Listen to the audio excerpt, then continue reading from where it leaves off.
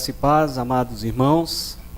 Louvamos a Deus por mais uma oportunidade de podermos aqui explanar a palavra do nosso Deus. E eu te convido a abrir a sua Bíblia no livro do profeta Jeremias, no capítulo 32. Ele é um capítulo que tem uma leitura extensa, então nós faremos um recorte dessa leitura. De início nós iremos ler o capítulo 32, do versículo 1 ao 8. E a palavra de Deus nos diz, palavra que veio a Jeremias da parte do Senhor, no ano 10º de Zedequias, rei de Judá, ou 18º de Nabucodonosor. Ora, nesse tempo o exército da Babilônia cercava Jerusalém. Jeremias, o profeta, estava encarcerado no pátio da guarda que estava na casa do rei de Judá.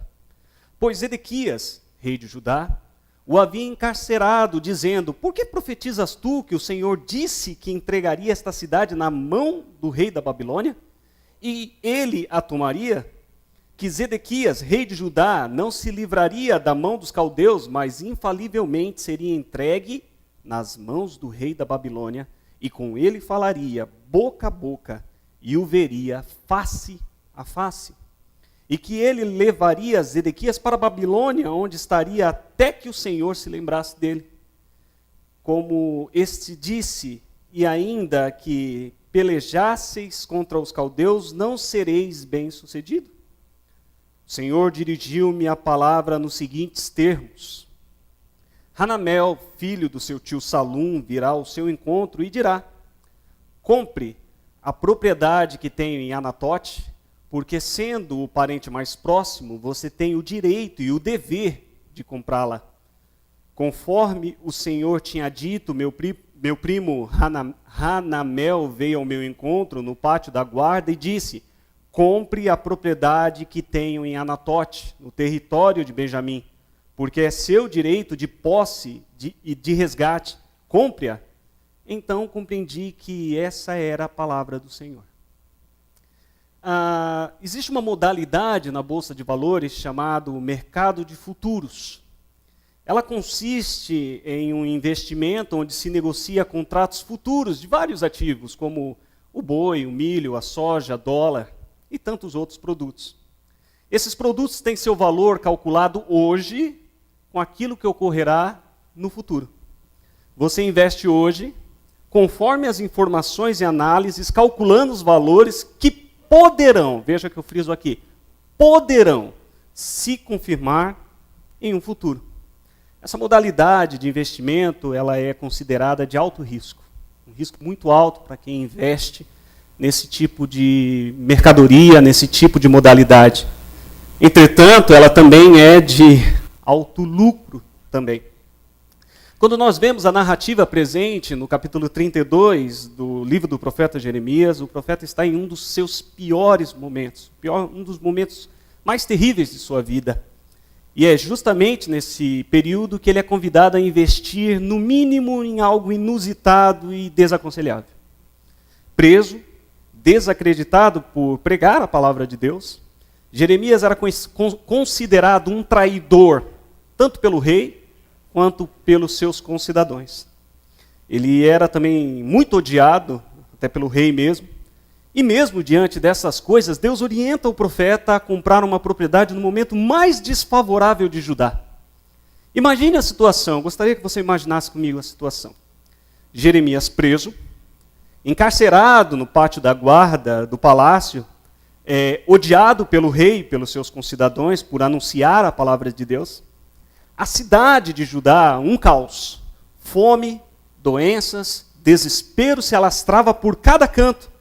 Do lado de fora das muralhas, lembra que nós falamos sobre as muralhas de Jerusalém, alguns domingos atrás, quando explanamos sobre o livro de Neemias, a largura, o peso das pedras. Então, do lado de fora dessa muralha, um exército poderoso que veio para destruir, para matar, para acabar com tudo.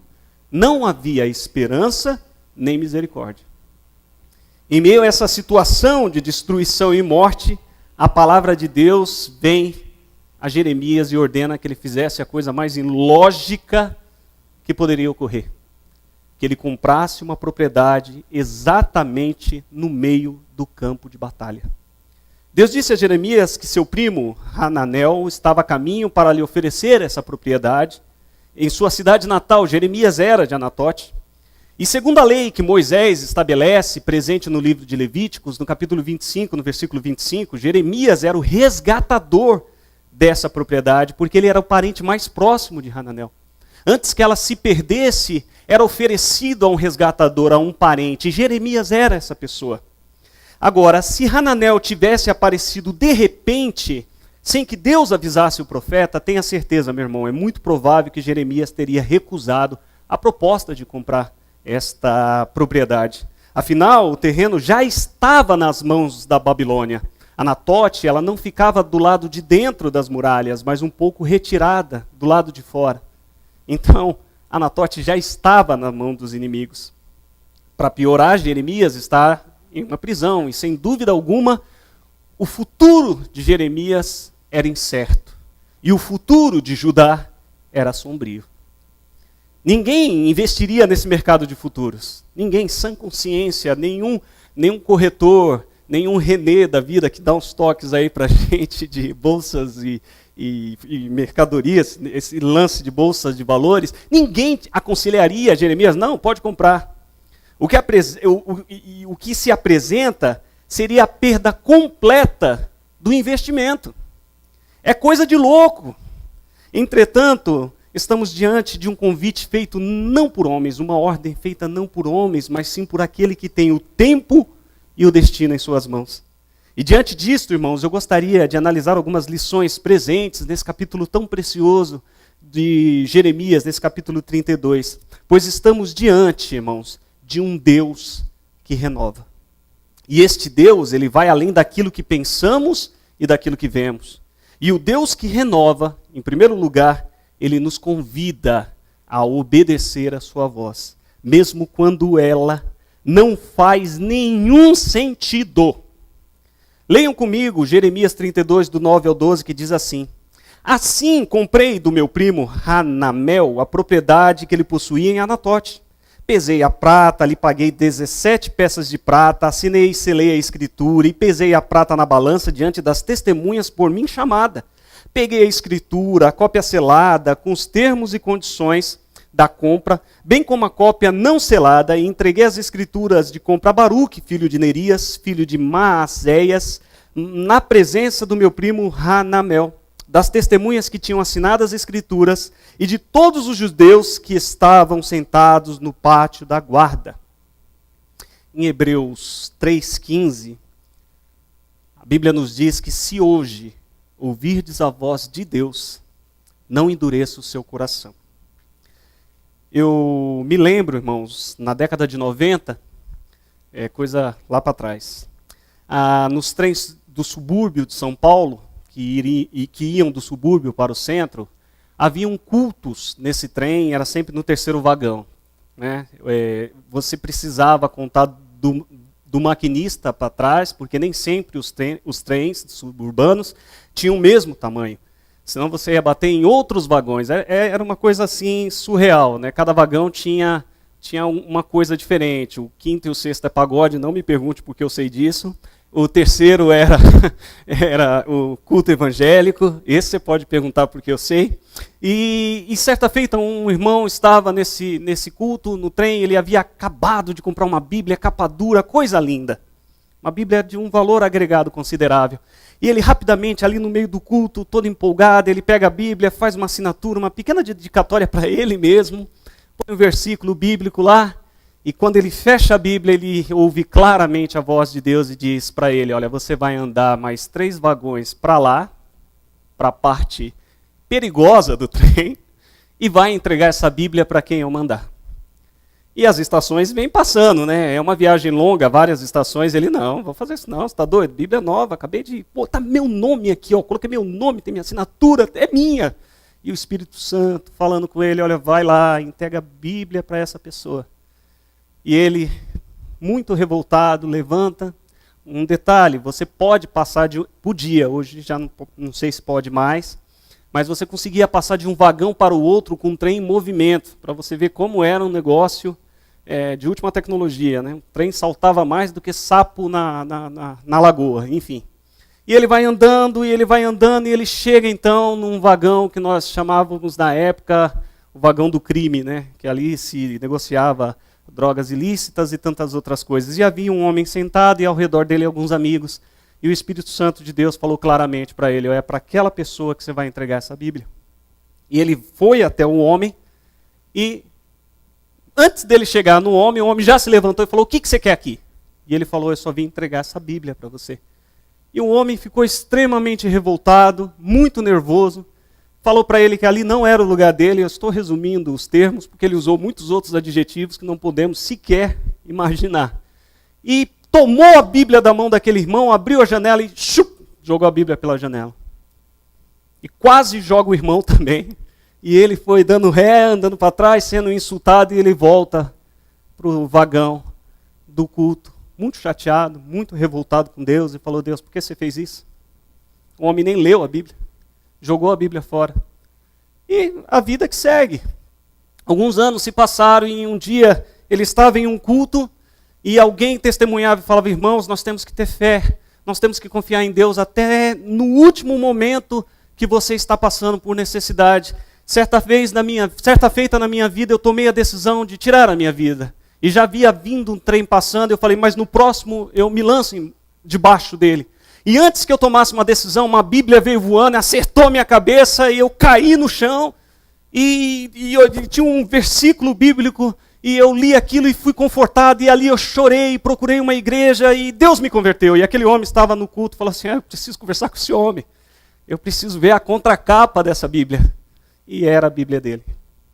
Muitas vezes, irmãos, assim é a fé. Nós obedecemos a Deus, apesar do que vemos, de como nos sentimos e do que acontecerá depois. Alguém pode dizer: mas como fica o planejamento? Sim, o planejamento ele é importantíssimo, afinal, assim a Bíblia nos afirma e podemos aprender hoje na EBAC, e eu te convido. Hoje nós aprendemos sobre o construtor da torre e o rei guerreiro. Sobre planejamento, é muito importante. Planeje, pois isso é extremamente importante, sim, mas entenda que a vontade de Deus, ela é plena e acima de qualquer coisa. Alguém disse bem que ter fé não é acreditar apesar das evidências, mas é obedecer apesar das consequências. As ações de Jeremias ilustram esse princípio, e é bem possível que ao saber que Jeremias estava investindo em uma propriedade, justamente num momento extremamente delicado, numa propriedade que já não tinha valor, muitos riam dele. Outros até balançavam a cabeça dizendo: mas eu não estou acreditando que esse homem está jogando dinheiro fora, está gastando dinheiro. Alguns devem ter pensado que ele estava louco. Como pode? Comprando uma propriedade nesse momento, não tinha como ser um bom negócio. Comprar um terreno nas vésperas de uma invasão. A cidade seria destruída 1 ano após essa transação comercial, para você ver como a coisa era séria.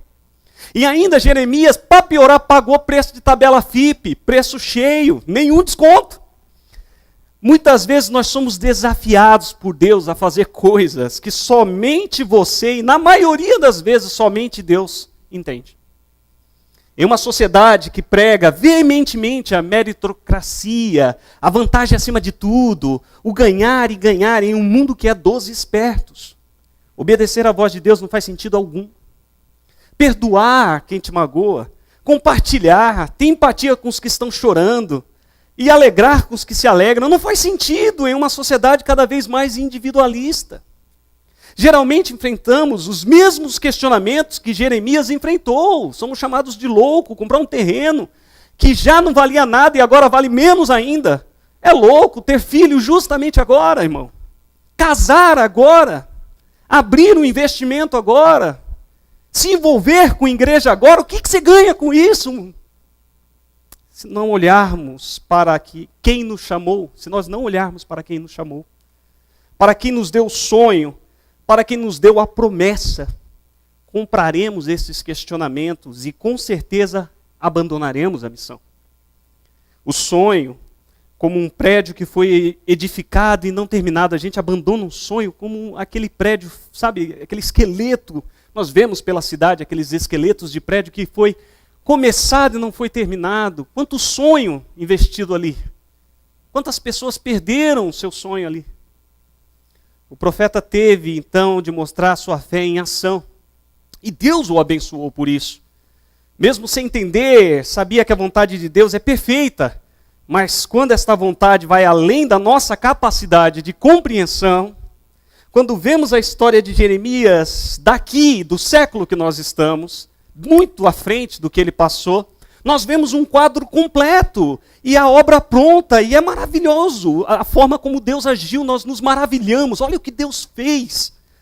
Mas quando olhamos para o agir de Deus em nossas vidas hoje, tudo que nós vemos é o pincel do artista moldando as nossas vidas. E isso é apenas uma pequena parte de tudo que Deus está fazendo. Muitas vezes nós não conseguimos entender o porquê das cores escuras que o autor põe nesse pincel, das cores do sofrimento, das perdas. Preferimos as cores vibrantes, né? As cores quentes da alegria, da prosperidade, as cores suaves da paz. Entretanto, o Supremo Autor, ele sabe o que faz. Mesmo que eu não saiba, não compreenda, todas as coisas contribuem para o bem daqueles que amam a Deus. Citamos Romanos 8, 28 tão facilmente e alegremente quando essas coisas que cooperam são bênçãos. Mas nós engasgamos nas mesmas palavras quando o que está à nossa porta são os grandes desafios, quando são os dias sombrios. Tenha certeza, amados, Jeremias também não compreendeu a vontade de Deus. Mas isso não foi um fator determinante para que ele obedecesse à voz de Deus. Entretanto, Jeremias não fica na incerteza. Ele não fica resmungando. O que ele faz? Sim, o profeta sabia o que fazer. E aqui fica, irmão, mais uma importante lição para todos os que temem a Deus. E que devem fazer sem cessar e a todo tempo. Na dúvida, não deixe de orar, pois o Deus que renova nos convida à oração. Jeremias 32:16 diz assim: depois que entreguei a escritura de compra a Baruque, filho de Nerias, orei ao Senhor. Amados, todas as vezes que eu puder, eu irei falar do poder da oração e de como ela é imprescindível para a vida do cristão. Sua vida espiritual, seu vigor, sua fé terão a medida que você dá de importância ao seu tempo de oração com Deus. Não há uma receita mágica, meu amado. Não há um outro caminho. Qual é o valor que nós damos à oração? Não há outro meio de aumentar a sua fé, de se relacionar com Deus. Irmãos, se nós listarmos todos os versículos bíblicos que falam da importância da oração, nós levaríamos décadas para analisarmos cada um. Levaríamos muito tempo. Mas veja que interessante, e eu quero que você preste muita atenção nisso. Anatote era uma terra em uma situação normal que já não era de grande valor. Ela era considerada uma terra simples, ela era uma terra de profetas, de sacerdotes. Jeremias veio de lá. Agora veja você que coisa interessante. Você sabe o que significa a palavra Anatote? Anatote significa oração respondida. Olha aí. Anatote já estava na mão do inimigo, já havia sido tomada. O que era ruim ficou pior. A nação de Israel estava mergulhada em pecados terríveis. E para piorar, o sentimento que Deus tinha era que seu povo tinha virado as costas para ele. Que o povo não queria se relacionar com Deus. Veja o que diz os versículos 33 e 35, que diz assim: viraram-me as costas e não o rosto. Olha que coisa, Deus falou, você não virou o rosto, você virou as costas, você virou o corpo inteiro, não foi só o rosto. Ainda que eu, Deus falando, ainda que eu, começando de madrugada, os ensinava, eles não deram ouvidos para receber a advertência. E aí a coisa fica pior ainda no 35, que diz assim: edificar os altos de Baal, que estão no vale de Imom, para queimarem os seus filhos e suas filhas a Moloque. O que nunca lhes ordenei, Quem nem me passou pela mente que fizessem tal abominação para fazer pecar Judá? Deus está perplexo com o pecado do povo. O pecado afeta o nosso relacionamento com Deus de um jeito destrutivo. Ele realmente destrói várias áreas das nossas vidas, não é só a oração. Várias áreas. Mas entre elas está justamente a adoração a Deus e a oração. Judá corrompeu a adoração, perdeu o prazer de orar.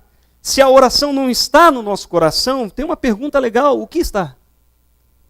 Se a adoração também não está no seu coração, o que está? Judá se perdeu, olha que coisa terrível, ao ponto de sacrificar a um Deus maligno as suas crianças. Seus filhos eram queimados a um Deus.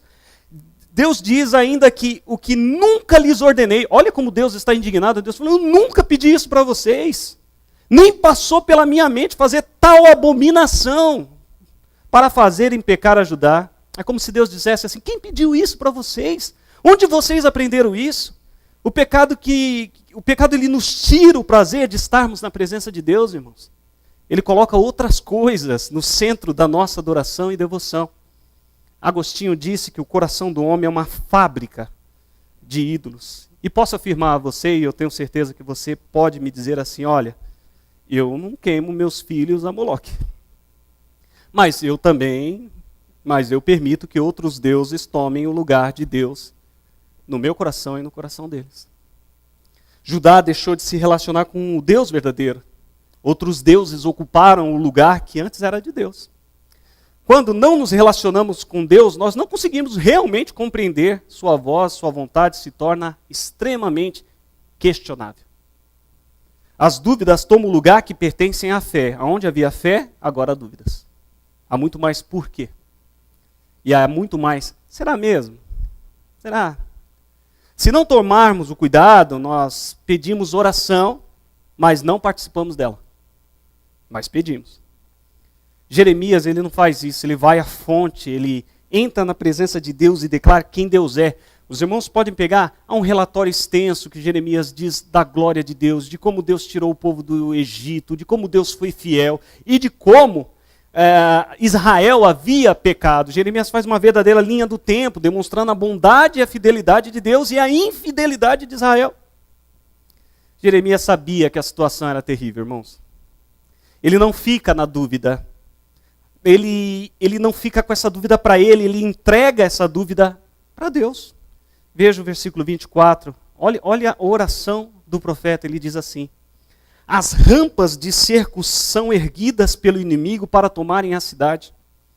E pela guerra, pela fome, pela peste, ela será entregue nas mãos dos babilônios que a atacam. Cumpriu-se daquilo que disseste, como os vês, ele está dizendo, daquilo que Deus tinha dito a Israel, que se Israel não obedecesse à voz de Deus, eles iriam cair na mão dos inimigos. E Jeremias aqui está dizendo, cumpriu aquilo que você disse, o senhor pode ver. Ainda assim, ó soberano, Senhor, tu me mandastes comprar a propriedade e convocar testemunha do negócio, embora a cidade esteja entregue nas mãos dos babilônios.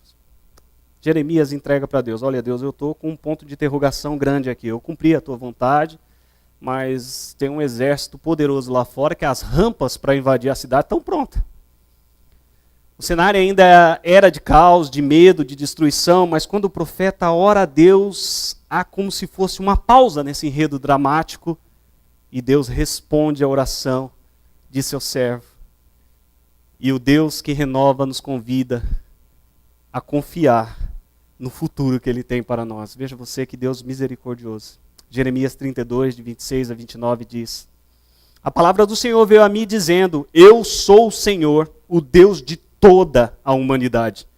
Há alguma coisa difícil para mim? Em algumas versões diz, haveria coisa alguma difícil para mim?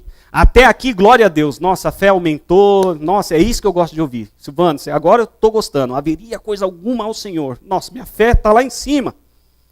Então Deus continua. Portanto, assim diz o Senhor, estou entregando esta cidade nas mãos dos babilônios de Nabucodonosor, rei da Babilônia, que a conquistará. Os babilônios estão atacando esta cidade, entrarão e a incendiarão. Eles a queimarão com as casas nas quais o povo provocou a minha ira, queimando incenso a Baal nos seus terraços e derramando ofertas de bebida em honra a outros deuses. Acho que Jeremias falou, eita, Deus não esconde a verdade do profeta. Deus não diz, olha, sabe o que é, Jeremias? Vai vivendo aí. Fica tranquilo, tranquilo, tranquilo. Vai fazendo aí, Jeremias. Ó, vamos fazer o seguinte, vai fazendo aí, não se preocupa não. Como diz os adolescentes, de boas. Fica de boa. Tá suave, tá? Não, ao contrário. Deus declara a verdade. Ele diz, eu estou entregando essa cidade na mão dos babilônios, sim. E mais, de Nabucodonosor, rei da Babilônia, tá? Ele vai conquistar. E mais ainda, ele vai queimar as casas. Ele vai destruir tudo isso aqui. Creio que nessa hora Jeremias está pensando, perdi dinheiro. Por que eu não liguei para o Renê? Por que eu não pedi umas dicas aí de negócios? Perdi dinheiro. Não acredito que eu comprei esse campo. Nesses dias que nós estamos vivendo, podemos observar que as pessoas estão cansadas, esgotadas, desgastadas de tanta incerteza e insegurança na política, na família e na fé. E tenha certeza de que eu gostaria de colocar a mão no seu ombro agora, aí onde você está, e dizer, olha, vai ficar tudo bem. Tudo vai dar certo. Mas a grande verdade é que a vitória ela virá. Mas ainda teremos dias difíceis, irmãos. Ainda teremos dias difíceis pela frente. Dias de luta. Judá cairá. Deus irá destruir Judá e tudo que ela tinha. Dias difíceis à frente.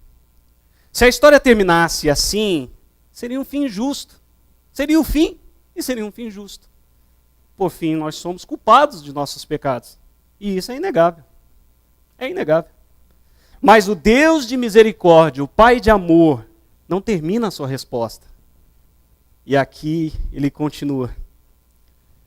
Em Jeremias 36 ao 44, terminando o texto, ele diz: portanto, assim diz o Senhor a esta cidade, sobre a qual você está dizendo que será entregue na mão dos babilônios por meio da guerra, da fome e da peste. Deus devolve ao profeta, sabe isso aí que você me falou? Que a cidade está sendo entregue na mão dos babilônios? Então, dessa cidade aí que você está falando, tá? Certamente eu os reunirei de todas as terras para onde os dispersei na minha ardente ira e no meu grande furor. Eu os trarei de volta a este lugar e permitirei que vivam em segurança. Eles serão o meu povo e eu serei o seu Deus. Darei a eles um só pensamento, uma só conduta para que me temam durante toda a sua vida, para o seu próprio bem e de seus filhos e descendentes. Farei com eles uma aliança permanente, jamais deixarei de fazer o bem a eles, e farei com que eles temam de coração, para que jamais se desviem de mim. Terei a alegria de fazer-lhes o bem, e os plantarei firmemente nesta terra de todo o meu coração, de toda a minha alma. Sim, é o que eu farei. Assim diz o Senhor, assim como eu trouxe toda essa grande desgraça sobre este povo, também lhes darei prosperidade que lhes prometo. De novo serão compradas propriedades nesta terra da qual vocês dizem, é uma terra arrasada, sem homens, nem animais, pois foi entregue na mão dos babilônios.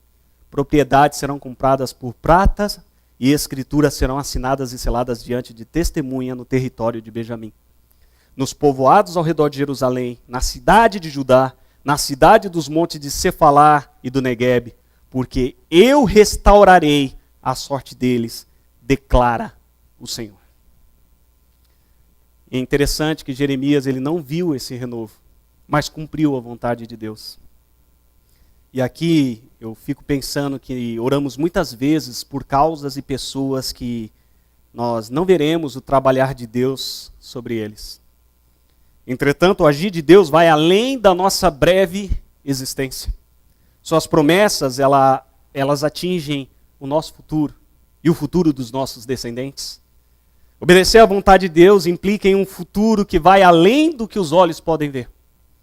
Jeremias é instruído a cumprir a vontade de Deus e ele faz em cada detalhe. Isso aqui eu quero que você atente sua atenção para isso.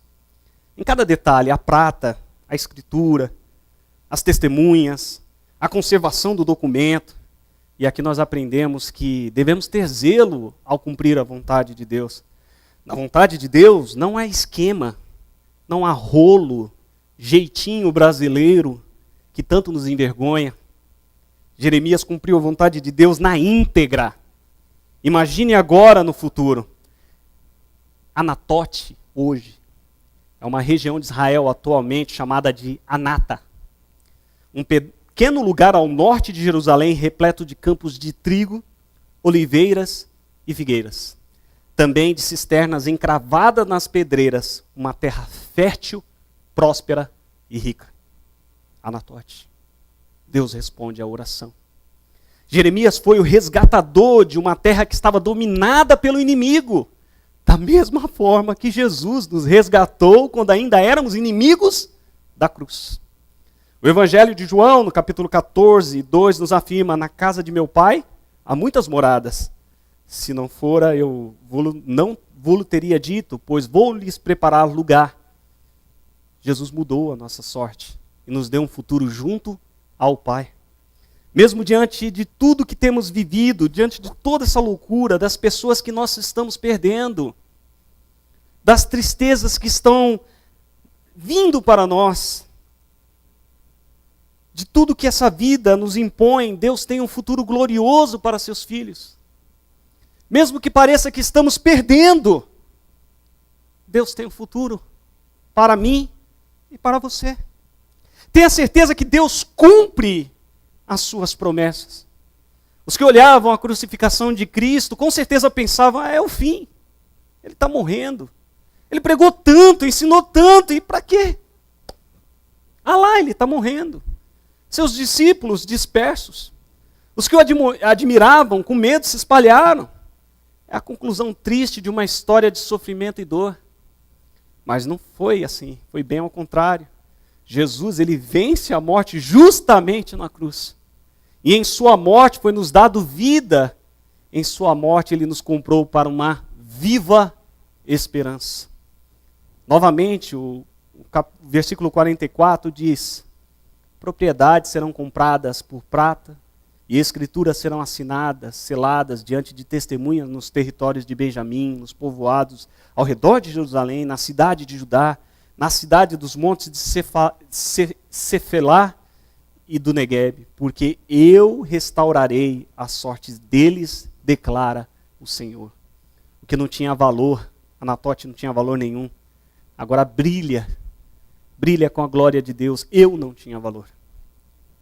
Alguns diziam, do jeito que vai, só Jesus. E eles estavam certos, só Jesus.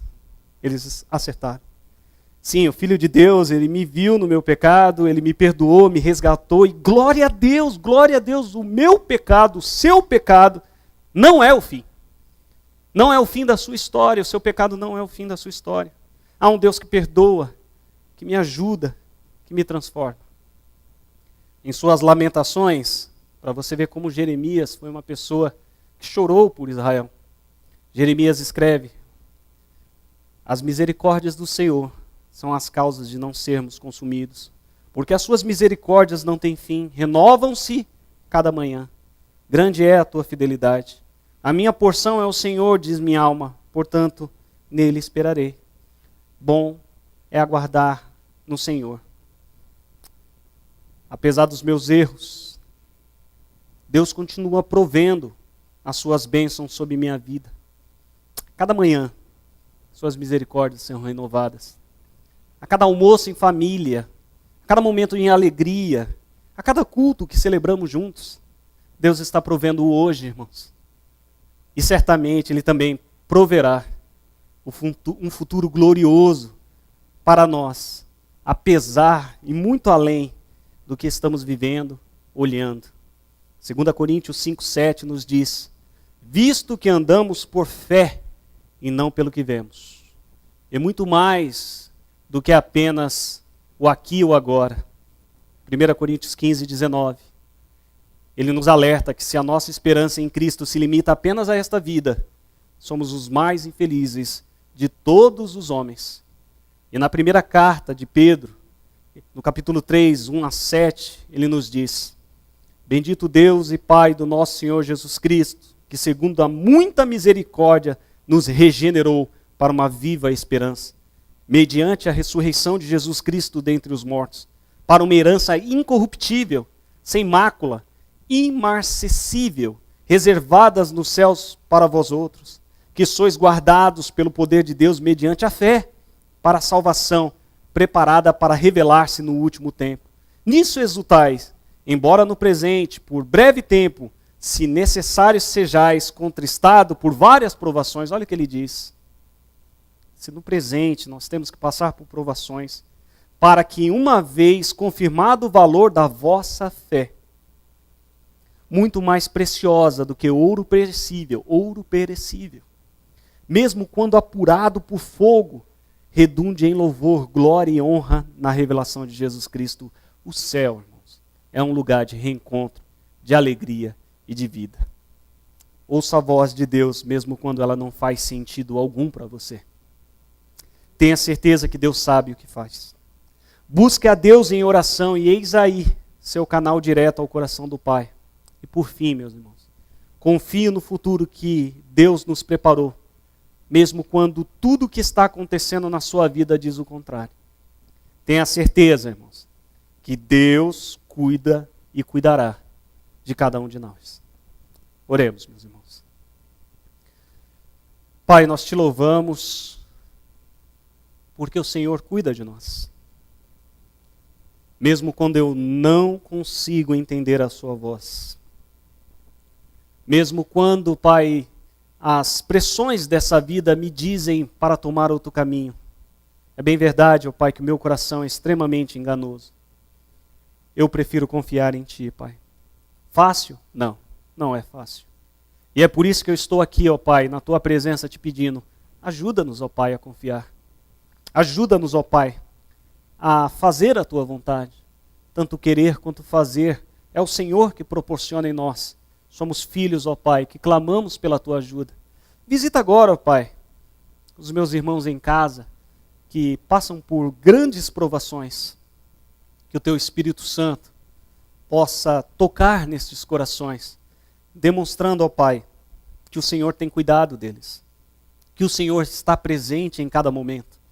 Em cada situação, o Senhor está contemplando e o Senhor não está alheio a essas situações. Nós pedimos a Tua presença, Teu Espírito Santo sobre cada família nesta noite. A começar em mim, ó Pai, renova as nossas vidas. É o que nós te pedimos no nome santo de Jesus. Amém.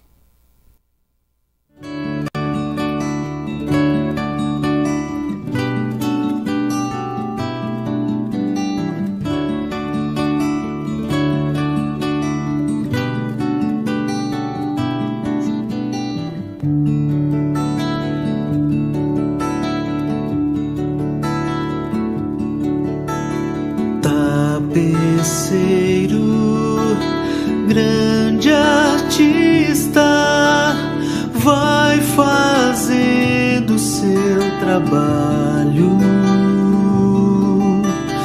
incansável, paciente no seu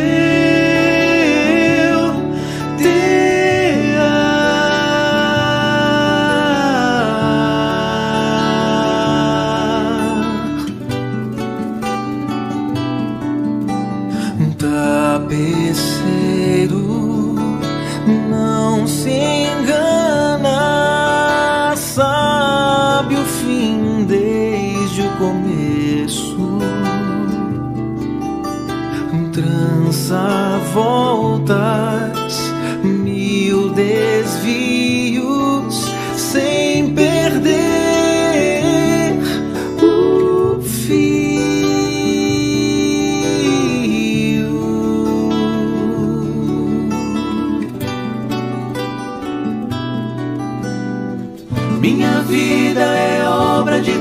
tapeçaria tecida de cores alegres e vivas que fazem contraste no meio das cores nubladas e tristes.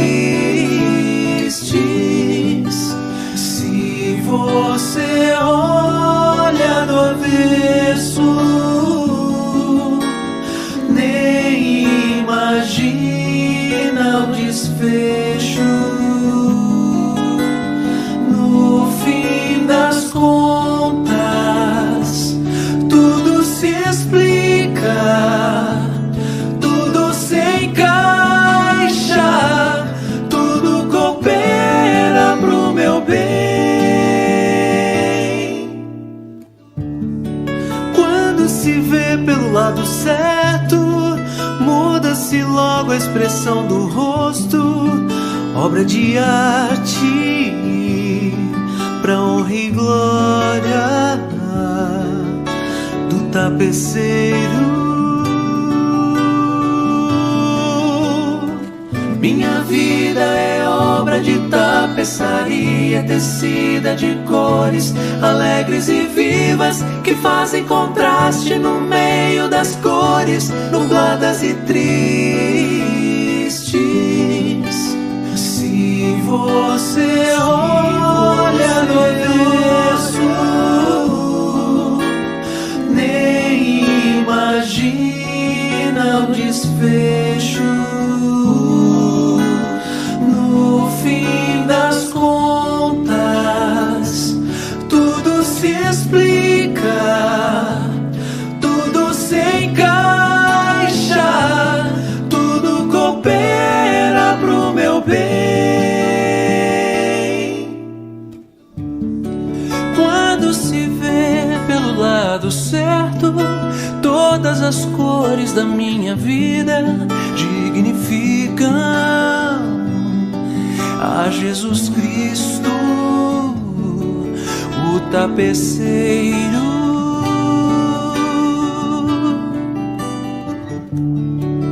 O tapeceiro.